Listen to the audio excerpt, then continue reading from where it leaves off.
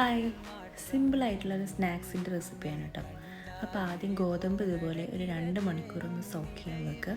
പിന്നെ മിക്സിയിൽ ജസ്റ്റ് ഒന്ന് ക്രഷ് ചെയ്തെടുക്കുക. എന്നിട്ട് വീണ്ടും ഒരു 2 വട്ടം കഴുകുക. പിന്നെ കുക്കറിൽ 2 ഗ്ലാസ് വെള്ളവും ഉപ്പും ചേർത്തിട്ട് 2 വിസിൽ വരുന്നത് വരെ ഒന്ന് വേവിച്ചെടുക്കുക. കൂടുതൽ വേവരുത്, 2 വിസിൽ അത്രയും മതി.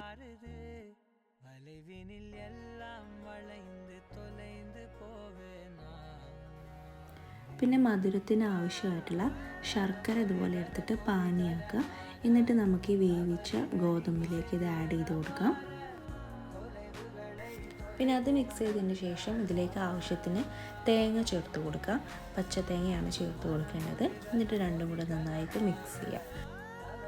അപ്പോൾ അത്രയേ ഉള്ളൂ. ഒരു സിമ്പിൾ റെസിപ്പിയാണ്. എല്ലാവരും ഒന്ന് ട്രൈ ചെയ്ത് നോക്കൂ.